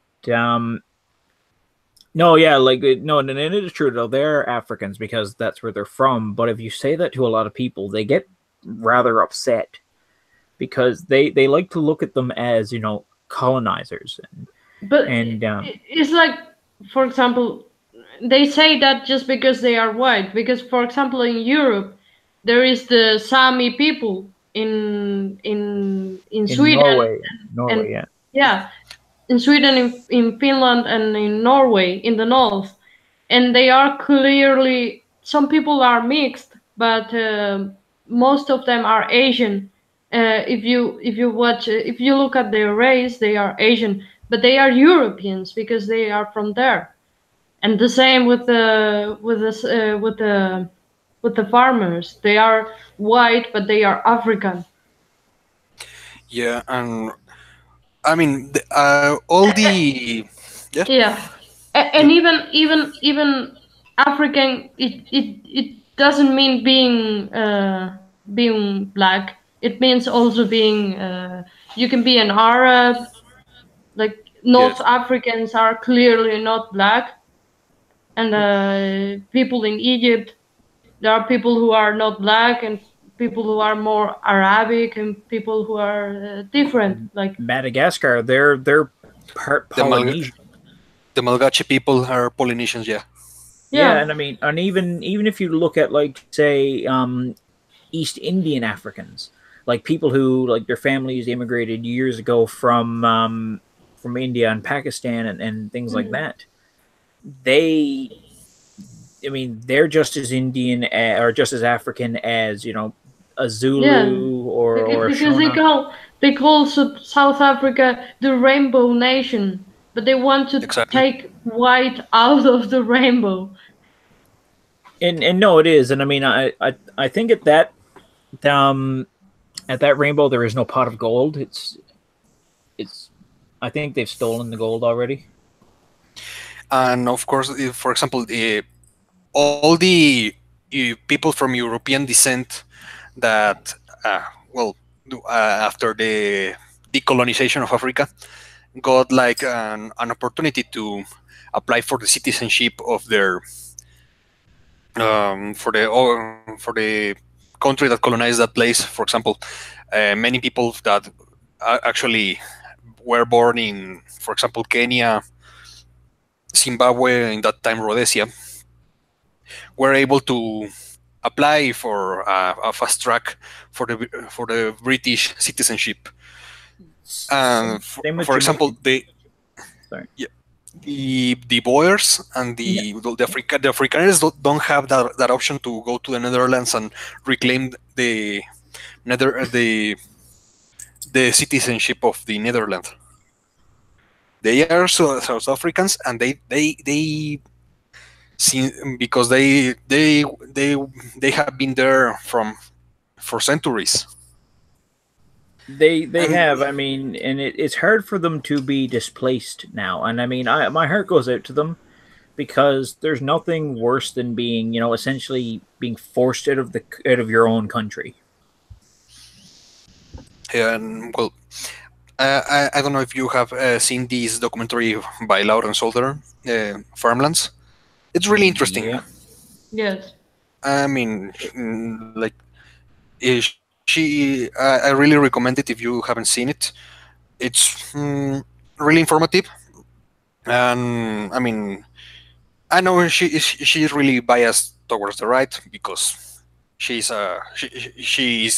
how she thinks, but Yeah, but she, everyone is biased. of course, but she also tries to give a voice to the ANC and the people and these economic freedom fighters. I think like she tried to hear their version of the what's going on there, and also what Julius Malema said that about I just forgot to complete that part. Julius Malema said that Donald Trump was right, that they were coming for the whites. I mean, like, yeah, That's a they crime. That's a crime. Well, yeah it's not a crime You now because cannot they've do changed. that. It's not a crime now because they've changed the rules. I mean, and that's the thing Yeah, about. but still a crime. Like Hitler also changed the rules. No, no, no. I agree with you 100%. But the thing is that the logic is that, and this is what a politician here told me once. Your rights are what we tell you they are, and that those rights are subjective. What might be a right now could not be a right tomorrow. Like in a couple of days, we're going to be able to smoke marijuana here legally. yeah And no, no, not yeah. I listen. I'm stocking up on potato chips, okay? Because when they legalize marijuana, everybody is going to take my chips, okay? And I need my nachos, man. I'm telling you. But no, but I grew up my entire life being told that if you ever try marijuana, you're going to get arrested and get thrown in jail because you have no right to smoke marijuana, none at all. Now, nobody really listened to that, but it's just you didn't have a right to do it. Now all of a sudden, you have a right to smoke marijuana. You just can't turn it into a shape of a gummy bear and eat it. That is still illegal because children will eat the gummy bears and get high and overdose. But anyway, so that's just what I'm saying. Long story short is that what is a right today is not a right, could not be a right tomorrow, and the other way around. So we can pretend. Yep. Yeah, but it's I get the point, and but I think it's really depressing state of affairs if we stick to that positivistic view of rights and obligations. No, and I I agree. think I think that there's something more like you cannot be if tomorrow some politician decides that that some people doesn't have a right to their lives like Hitler, like or now like these people from Julius Malema's party want to apply to the Boers. Well, that's a really sad situation, and I think it's an some certain rights are unquestionable. No, I agree with you 100%. I was just making the commentary Yeah, on that, and I mean I have my principles, of course, but it's just that it's like I said. I mean, and that's the problem with left wing governments. They and even some of the more far right ones, they really don't respect your rights and will change it as they see fit. Like the court in Britain there just said that refusing to make the cake. I don't know if you heard about that. They said it's acceptable for you to refuse to bake the cake, as it's freedom of opinion or something like that. But then Count Dankula trains a pug to give a paw to a really crappy joke, and that's still illegal. It's all very subjective. indeed, it's another thing. Well, it's that this is a thing that I mean, it's a really reactionary position. This one of people actually wanting to evict them from their land and take them a gruesome revenge for something that they didn't do, and maybe their ancestors didn't also. But it's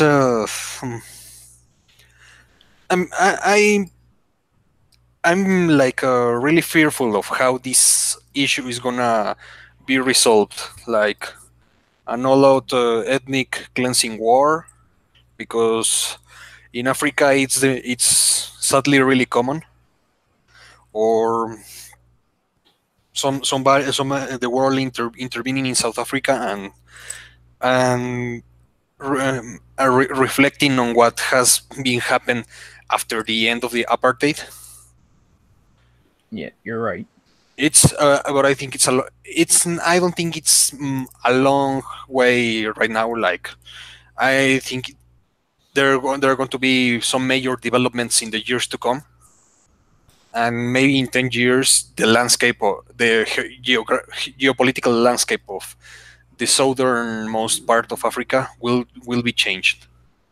No, it more than likely will. All we can really do is just pay attention to it and see what's going on, and go from there, I guess. I hope it works out for the best, but I'm really not that optimistic right now because the situation just continues to decline. But I think we've kind of covered it. It is getting a bit late. We've been streaming for about 2 hours. Yeah.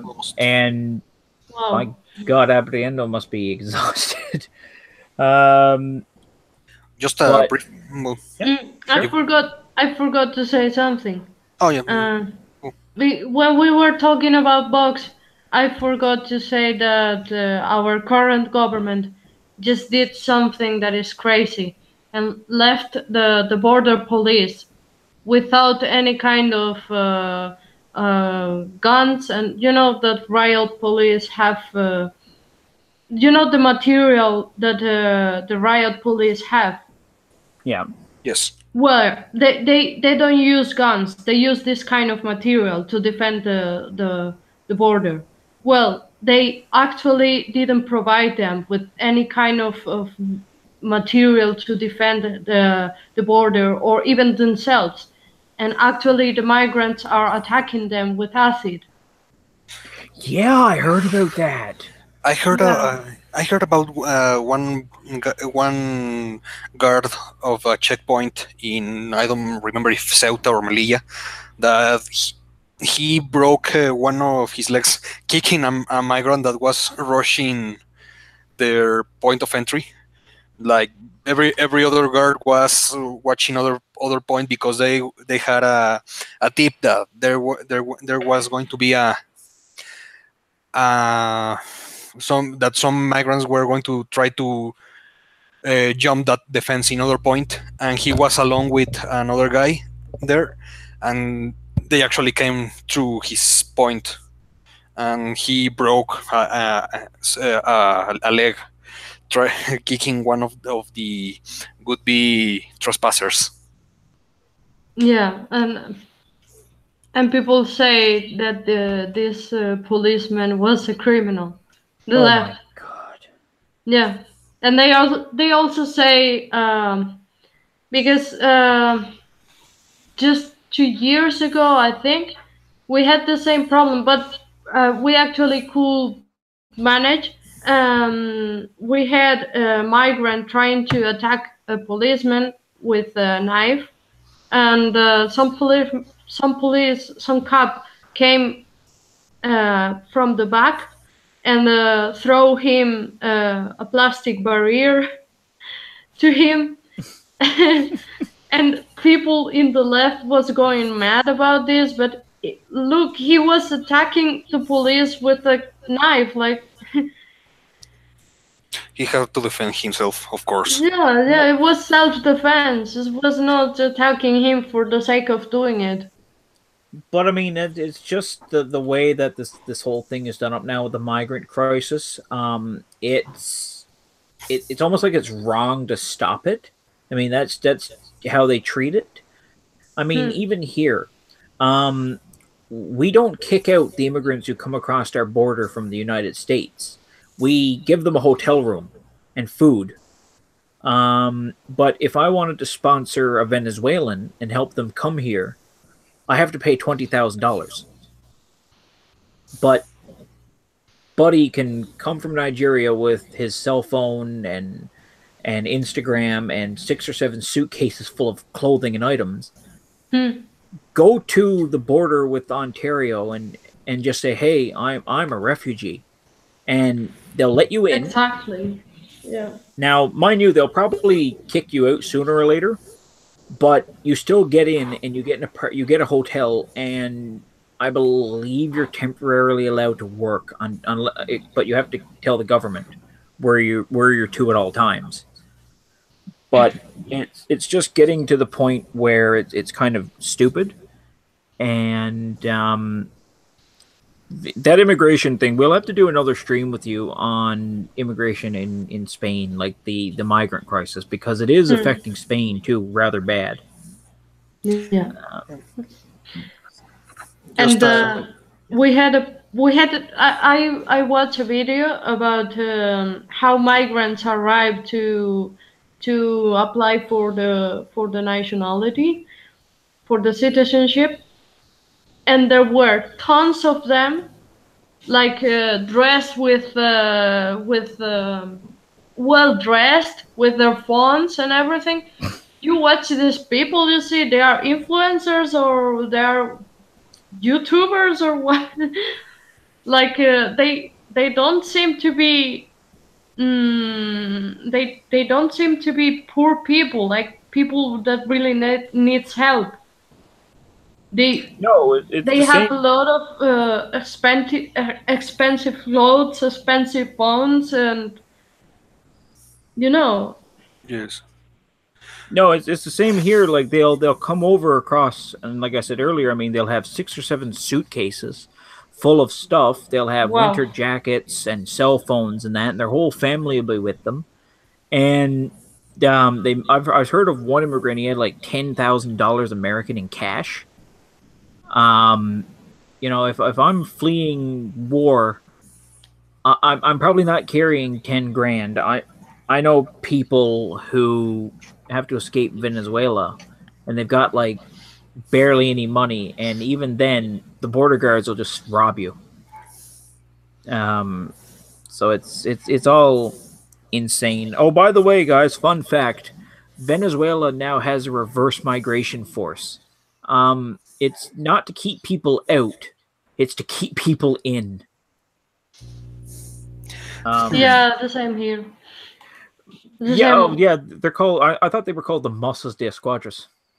Um, that was a really, my God, I'm not on my jokes tonight. But I, I think we've kind of covered everything. I mean, it is like Just like a brief comment sure, please. about the elections today in Bavaria, in Yes, Germany. please.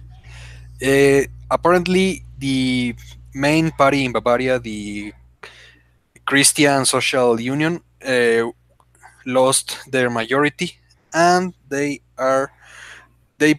maybe there's not much trouble for Bavaria, but there it's a big trouble for Merkel because they are their biggest partner in their coalition in the Bundestag. So Ooh. this is a major wave making event in Europe right now, and I would like to see how it evolves. So Oh yeah. that's We'll follow up on it on another episode, I guess. yep. Okay, so I think that was every topic we have for today. It is, and next time hopefully we'll have Ozzy back on. Um, I think he's in Tacna right now, or in Arica right now, just dancing on the battlefield. I don't know what he's up to. But with that, though, I'd like to thank everyone for coming. Abriendo, muchas gracias for coming and staying with us. This whole time. We really appreciate it, and I'd love to have you back on the show for another episode.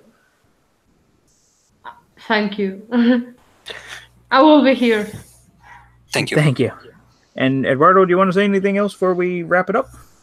Just please stay tuned for our next week episode in which we will cover the challenges for the democracy in the Americas. If you have suggestions from, I don't know, some countries that you have that they are facing a specific challenge, by all means, comment it and we can discuss it here. And well, as this is a little early reminder, but this year the 11th of September, it's on a Sunday. November, yeah, sorry. It's the 100th anniversary of this German surrender in World War One, and we are going to make a history special about the Great War. Yes, we will. Because it's a once in a lifetime discussion. The 100th anniversary, so it's going to be good. Please keep an eye on our podcast for that date, and of course, please come on in and listen to next week's episode. It's going to be pretty good. I'm trying to wrangle up a few special guests who have a background in political science, just to make it extra special. So it's going to be good. Abriendo, once again, thank you very, very much for coming on the podcast. And we will definitely have you on again in the future. Thank you too. Thank you. And Eduardo, it's always fun streaming with you, man. Likewise. So with that, everyone, we wish all our listeners good night. Paul and Tyler and Yama is gone, but we still love our cafecita. So with that, good night, everyone. See you next week. See ya. Bye.